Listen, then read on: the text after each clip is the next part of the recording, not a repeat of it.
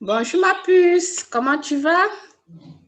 Bonjour madame, comment vous allez? Je vais très bien. Vous êtes très belle dans votre tenue traditionnelle.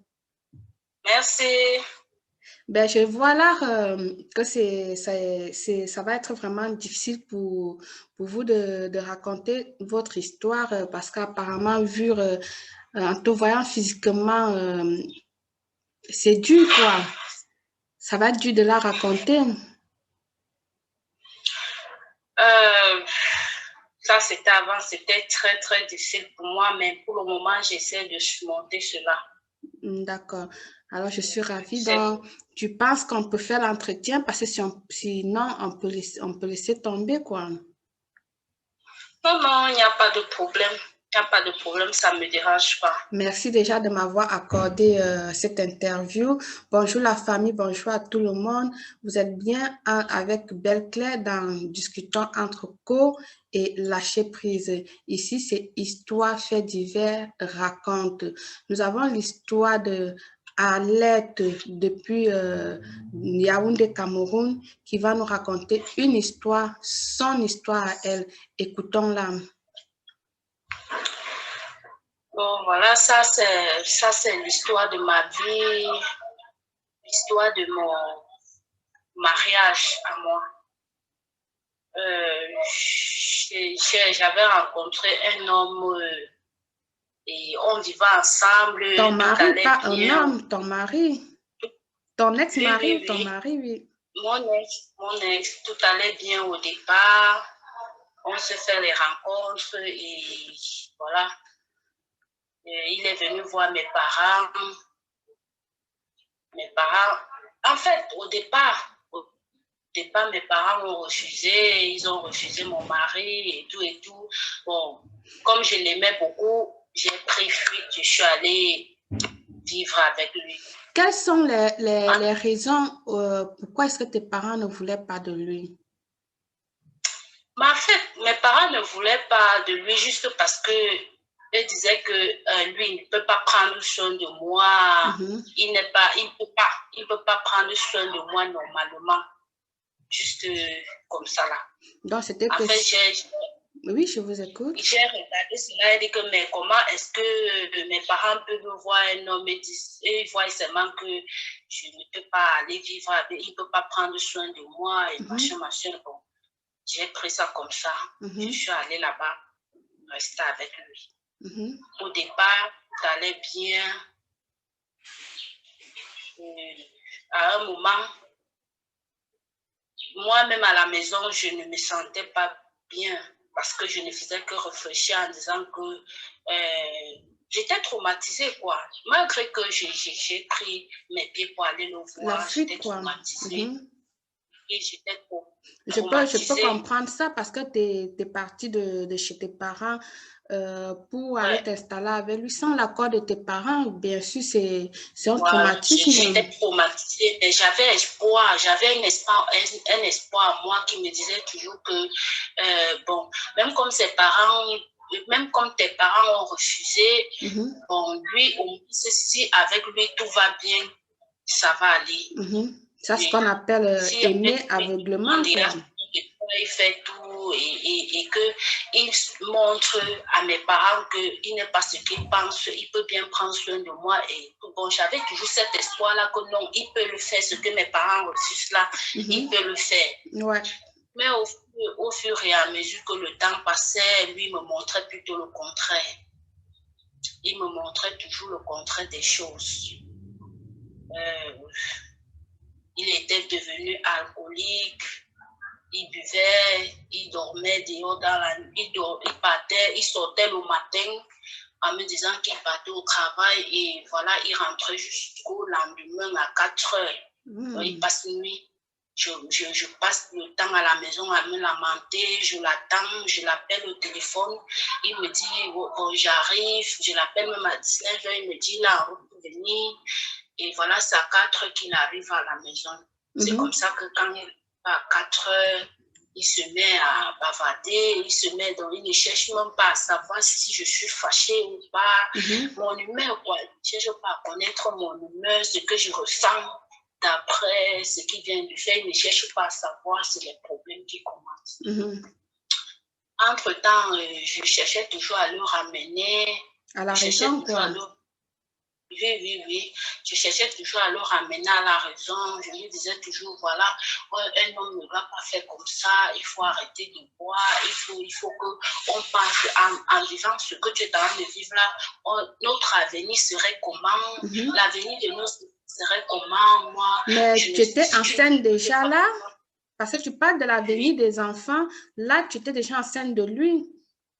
Oui, j'étais déjà enceinte. C'était tôt, hein? C'est tôt.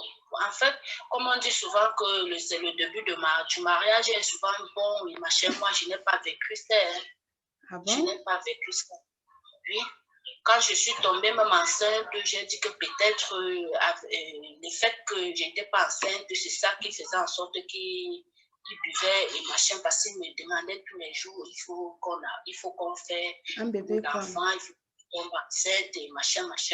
Bon, voilà, il a dit qu'il faut que je porte cet enfant parce que je l'aimais, quoi. Ben oui, pas parce que il a demandé, quoi. Oui, parce que je l'aimais. Et j'ai pensé qu'en portant cette grossesse, il devait changer. Voilà, même en portant cette grossesse, ça lui il n'a pas changé du tout. Il n'a pas changé. Et comment était votre convivence dans la maison?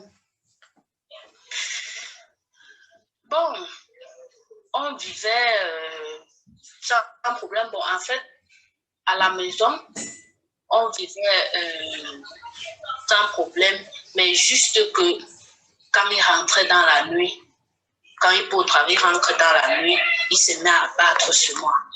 Ben parce que là, il a bu, quoi, parce que là, en ce moment, il rentrait étant sourd. Oui. Il rentrait étant sourd. Et du coup, il se met à chercher les fausses accusations, les trucs, il se met à battre sur moi. Et en fait, au départ, je ne savais pas qu'il prenait des stupéfiants. Voilà, je ne savais pas qu'il prenait cela. Donc, en plus de l'alcool, il prenait aussi des stupéfiants. Oui, je ne savais pas. Et quand j'ai su cela, je lui ai dit, s'il te plaît, je veux que tu arrêtes. Et je lui ai demandé le pourquoi il prend ça. Il me dit, bon voilà, il travaille, il est en train de travailler. Quand il travaille, il aime prendre ça pour que ça lui donne de la force. Ouais, et mais c'est des conneries, ça. Tu n'es pas le seul qui travaille ici dehors, tu n'es pas le seul qui travaille ici dehors. Tu veux pas dire que tous les hommes qui travaillent prennent toujours cela. Ce n'est pas tous les hommes qui travaillent qui prennent cela. Bon, tu dois arrêter. Si tu veux qu'on soit ensemble, tu dois arrêter. À l'instant, il m'a dit, oui, il a compris, il va changer, il va arrêter. Entre-temps, il suffisait seulement qu'il y ait un petit problème. Boum, il va me dire que je ne dois...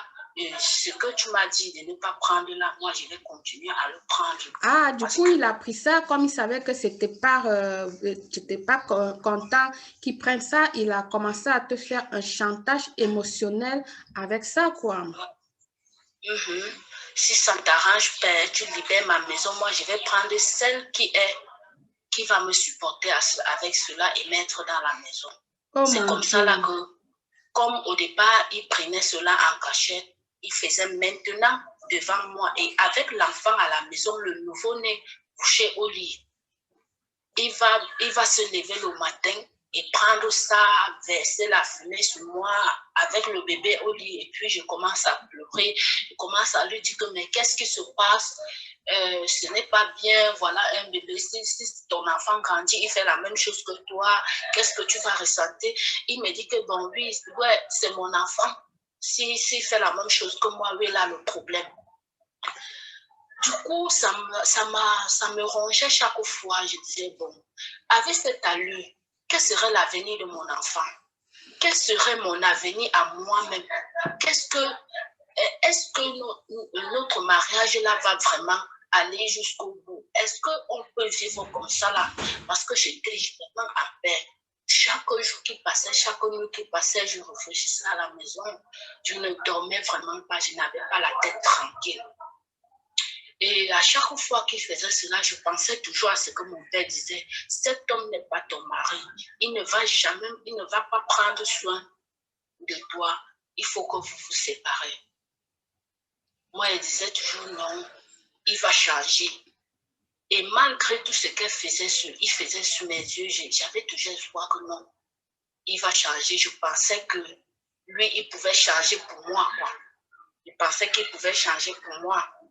Mais au fur et à mesure que le temps passait, je constatais que non, ça allait de mal en pire. Il ne pouvait pas changer. Je lui disais toujours non, il faut arrêter, il faut arrêter. Un jour, il m'a dit que si ça me dérange trop, je fous le camp de chez lui, il va prendre celle qui va le supporter avec. Voilà, j'ai pris ça, je suis restée tranquille. Je continuais toujours à supporter cela. Un jour, il est rentré à la maison. Et étant sous, en fait, il est rentré à la maison. Il m'a dit qu'il va aller à la réunion. C'est comme ça qu'il part à la réunion. Il rentre à 18h. Il quitte d'abord la maison sans laisser ce qu'il fallait manger à la maison. Il me dit qu'il part à la réunion. Il rentre à 18h. À 18h, sans rien laisser à la maison. Il rentre à 18h. Il se met qu'à gronder, ou il a égaré de l'argent, ou il est monté, il est descendu. C'est comme ça là qu'il commence à me menacer. Il commence toute la nuit, je n'ai pas dormi. Il a commencé à me taper, battre sur moi. Les voisins sont sortis, toquer la porte, qu'il ouvre la porte fatigué, il n'a pas ouvert. Il m'a tapé, c'est comme ça qu'il fait, il me croque. Il me croque, il bat sur moi, il me croque. Voilà. Ce jour, en me tapant, il me dit qu'il en est marre, il est fatigué, il faut que je dégage, machin, il commençait à me taper. C'est comme ça que le matin, je ne pouvais plus supporter parce que j'en avais déjà marre. J'avais déjà les nerfs qui me déformaient derrière le visage. Le visage était devenu tout noir parce que quand il voulait me taper, il ne me tapait que sur la tête. Il me tapait chaque fois que sur la tête. Il me tapait chaque fois sur la tête. Il ne regardait même pas si l'enfant est là ou pas. Il fait tout ça sur les yeux de l'enfant. Et quand tu te tapais comme ça, là, pourquoi est-ce que, je veux dire, tu ne trouvais rien pour te défendre, et tout ça? Je ne pouvais pas me défendre parce que lui, il était un homme. Je ne pouvais pas. Déjà dans ma tête, j'imaginais que si je cherchais à me défendre, il pouvait une fois m'évanouir ou il pouvait me tuer parce que à chaque fois qu'il me tapait, même, je faisais même, je cherchais un peu même à faire semblant de m'évanouir. Quand je cherchais même semblant, je faisais semblant de m'évanouir, il continuait toujours à battre sur moi. Il continuait toujours à battre sur moi. Au point où je me lève encore, je commence à dire pardon, ne me tape plus et machin. C'est là où il arrête de me taper et il me dit ceci, tu vas voir, je vais te montrer dans cette maison. C'est comme ça que le lendemain matin, il va se lever, commencer à me demander encore les excuses. Donc, à chaque bastonnade qu'il me faisait, le matin, il va pleurer, se mettre à genoux devant moi et me demander les excuses. Ce genre d'homme, il y a une chose que l'homme qui bat sur la femme et il demande pardon, quand un homme commence à battre sur la femme, il ne va jamais arrêter. Pour la première fois quand il bat sur toi et le lendemain, il vient demander des excuses, sachez qu'il ne va pas arrêter. De même pour l'alcool, quand quelqu'un est déjà alcoolique et tout ça, c'est difficile d'arrêter. Et un homme qui bat déjà, qui même déjà sur sa femme, le lendemain, il va devenir tout doux, tout gentil, le malheureux et tout. Tout ça, c'est uniquement pour que tu lui pardonnes. Et une fois le pardonné, il va recommencer. Ouais, c'est comme ça qu'il recommence toujours. Il bat toujours sur moi. Après, il pleure. Il se met à genoux, il me demande les excuses. Au départ, j'avalais cela au départ. Mais au fur et à mesure que le temps passait, je voyais que c'était devenu une habitude. J'ai dit, bon, oui, si je continue à supporter le type, s'il a Donc là, du coup, il s'occupait au moins des enfants, de l'enfant à la maison.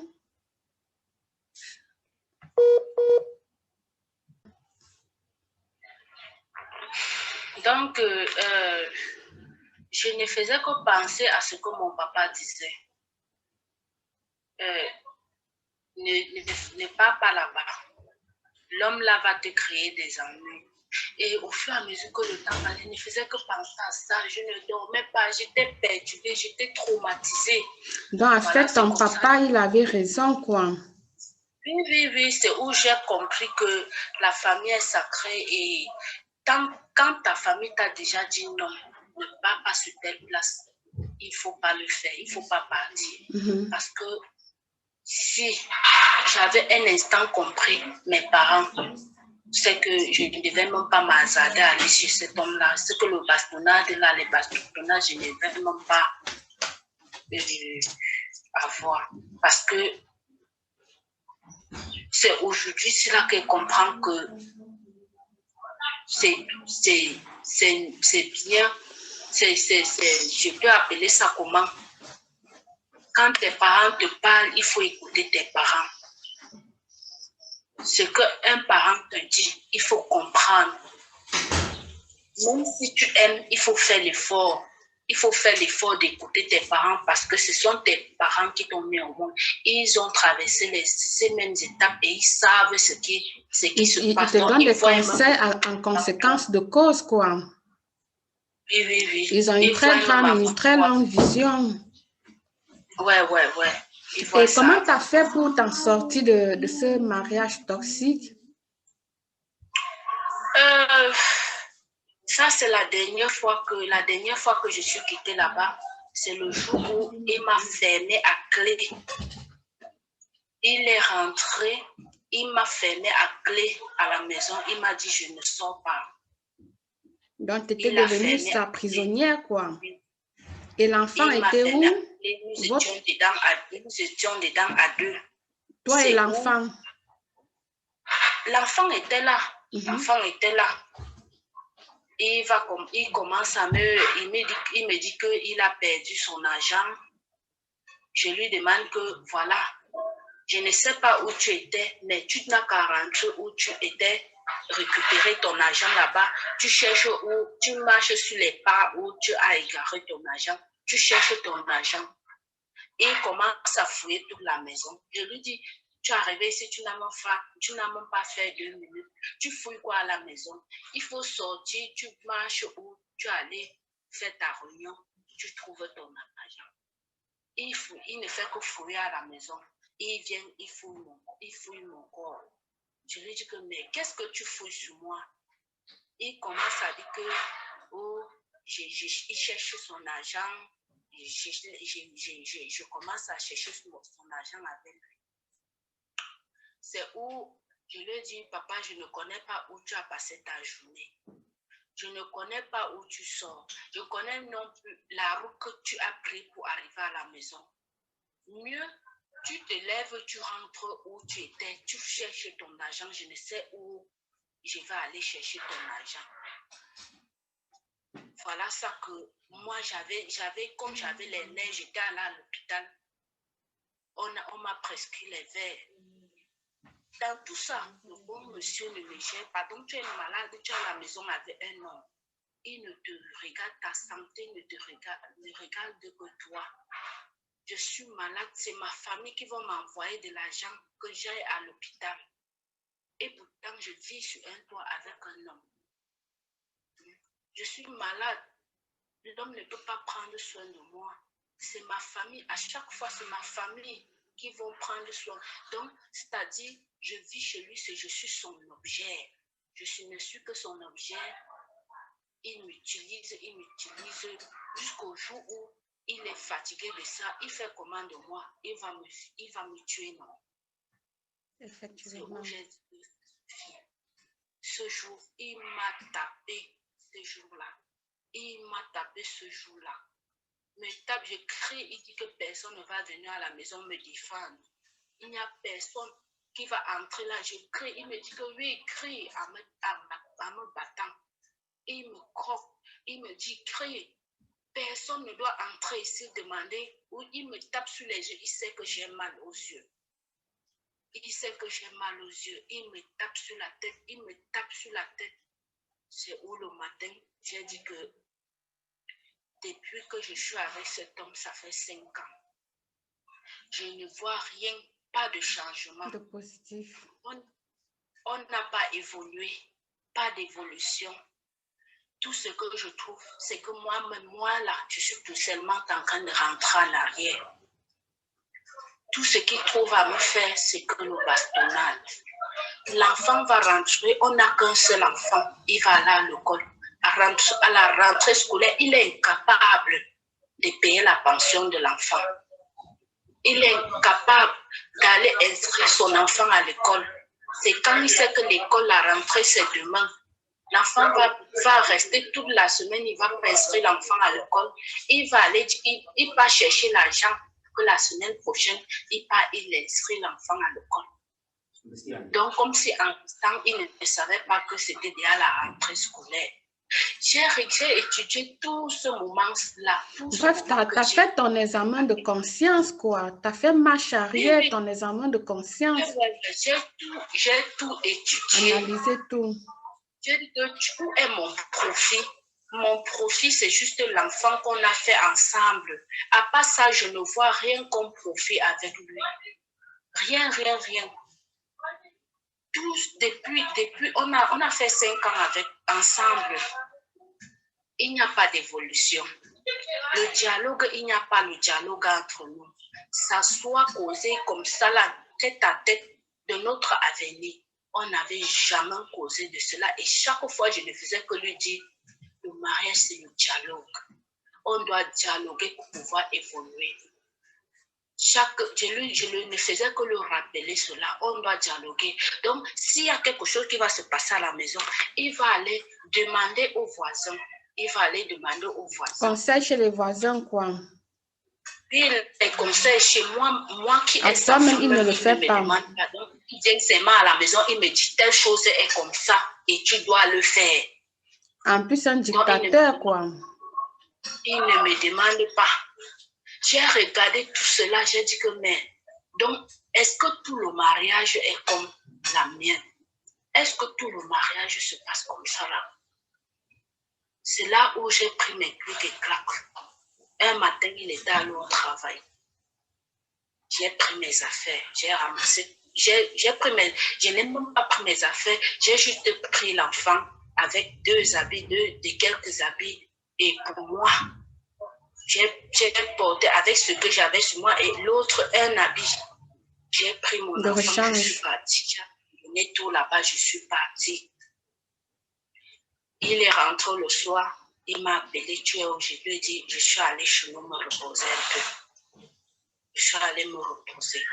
Il me dit, d'accord, il n'y a pas de problème. Quand il reste 1 semaine, il ne me voit pas. 2 semaines, il débarque chez nous. Il commence à supplier que je rentre. Il faut que je rentre. Il ne parvient pas à supporter. Il faut que je rentre.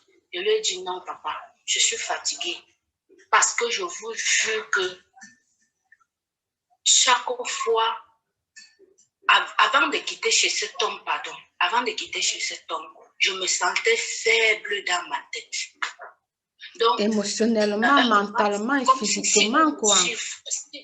Si un instant on me souffle seulement comme ça, je vais seulement chuter. Fatigué, épuisé, quoi. Tu étais à bout. Oui, j'étais à bout. Au point où même, parfois même quand il s'approche même vers moi, je saute, j'ai toujours peur qu'il va me donner une claque, qu'il va me faire mal. C'est où je vais toujours arrêter. Donc, à chaque fois que je restais, j'arrêtais toujours ma tête. Il faut toujours que je fuis avec ma tête devant lui. J'ai toujours peur qu'il va me taper sur la tête. Et voilà, j'ai regardé. Je lui ai dit que tout le temps que j'ai fait avec vous, c'était que de la peur. Misère, la peur, la galère et tout. Tu ne vas pas avoir peur de ton mari. Ben non. Ton mari est ton père. Ta femme est comme ta maman. Tu dois prendre ta femme comme ta mère. la femme doit prendre son mari comme son père. Et une fois étant chez vous, quand il a essayé de te faire retourner avec lui, quelle était ta décision? Tu restais sur ta décision ferme? Oui, oui, oui, je suis restée sur ma décision ferme. Et c'est comme ça que vous vous êtes séparés, quoi. Oui, oui, oui. Je suis restée sur ma décision ferme. Je lui ai dit non, je n'en peux plus. Je ne peux plus rentrer. Lui, il a dit qu'on va même signer l'acte de mariage. Il va aller signer, il va aller au service social, il va signer là-bas qu'il ne va plus jamais me mettre main et machin. Moi, j'ai dit que avec un homme qui prend déjà les stupéfiants, le lendemain, pour me battre, même il va oublier qu'il a ouais, parce que s'il a pris de l'alcool, il a rajouté les stupéfiants là-dessus, il va oublier en te tapant, c'est la mort, c'est facile qu'il te, je vous jure que te quitte la vie. Même les paroles qui sortaient de sa bouche, petites choses, je vais enlever tes intestins et mettre dehors. Pardon? Petites choses. Je vais te casser un bras, je vais te faire ceci, je vais te faire cela. Je suis tellement dépassée parce que Alette vous raconter que j'ai la chair de poule. C'est-à-dire, je suis calée là, j'ai la chair de poule. Je ne sais pas comment une si jeune femme, belle comme vous, intelligente, a passé autant de calamidades. Je vais dire, quoi, ça c'est une horreur, ça. C'est pas humain ce qu'il t'a fait, ce monsieur, quoi. Et aujourd'hui, tu te retrouves avec l'enfant à ta charge. À ma charge. Et t'as démarré une nouvelle vie.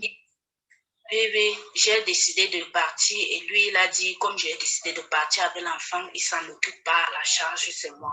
Il regarde. Le Seigneur, il est grand, il n'oublie pas les oiseaux du ciel. Donc, c'est bien que tu t'occupes de ton enfant, même s'il ne s'occupe pas, il n'y a pas de problème. Tu verras comment Dieu va te tendre la main. Et si ce n'est pas le Seigneur, c'est une voisine ou quelqu'un d'autre, n'importe qui, viendra te tendre la main. N'abandonne pas, sois forte.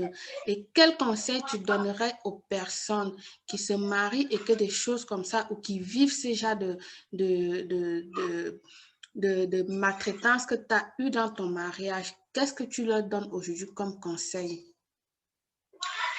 Bon, le conseil que je vais leur donner, tout simplement, c'est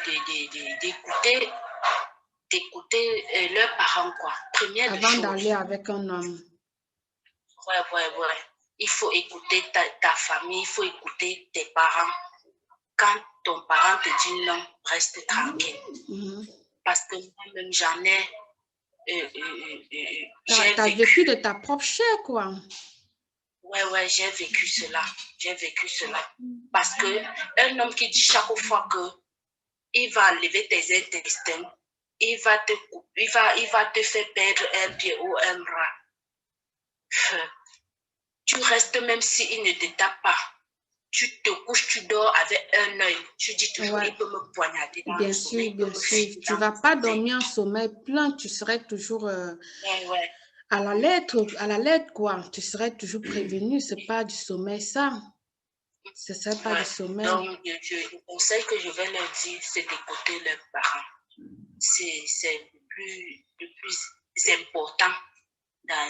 Parce que quand ta famille a accepté ton mariage, ils ont déjà tout fait. Ils ont béni, c'est une bénédiction qui te donne, quoi. Ben oui.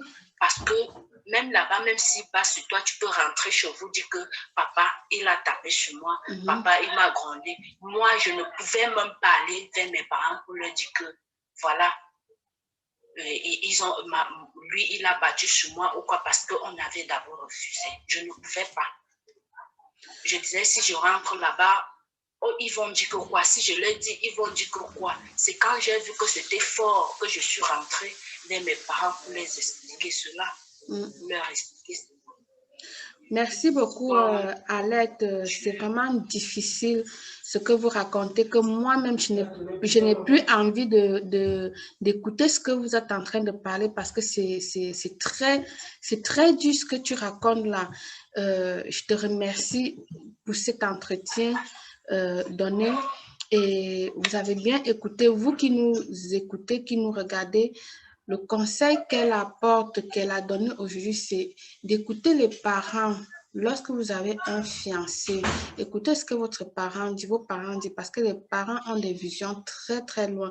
Si ton papa ou la famille décide de dire que non, te dit que non, cet homme-là, il ne te convient pas, il faut réfléchir 2, 3, 4, 5 fois avant de t'aventurer. Je sais que l'amour est aveugle, je sais que l'amour nous fait commettre des actes, mais parfois aussi, la famille, la famille, les paroles que la famille donne est très, très important parce qu'ils sont des adultes, ils ont de l'expérience, ils savent voir. Donc, toi qui m'écoutes, toi qui écoutes Alex, si tu es dans une telle situation en ce moment, faites comme Alex l'a fait. Quitte ton mari, quitte-le, tu vas rien perdre. Elle a redémarré sa vie de nouveau et à la charge avec elle d'un enfant auquel elle est en train de s'occuper. Et monsieur, il a dit, ben, comme tu es parti avec l'enfant, je ne m'occupe pas. Donc, ne reste pas bas sur toi ou s'il te maltraite. Ne dis pas qu'il est ton mari et tu restes là-bas. Il faut partir. Merci beaucoup, Alette, pour cette interview, pour ce courage de nous avoir raconté ton histoire. Et je ne sais pas, restez tel que vous êtes, soyez forte. Je vous envoie toutes mes énergies positives pour que vous puissiez avancer dans la vie. Ne baissez pas les bras. D'accord. L'essentiel d'un mariage, c'est la paix. La paix, la paix. Quand tu as de la paix, ça va. Effectivement. Effectivement. Si tu n'as pas de la paix dans ton foyer, rien ne peut marcher. Exactement. Merci pour bien. La paix. Ouais. Allez, je te fais des gros bisous. Au revoir, merci bien, Alette. Au revoir. Merci.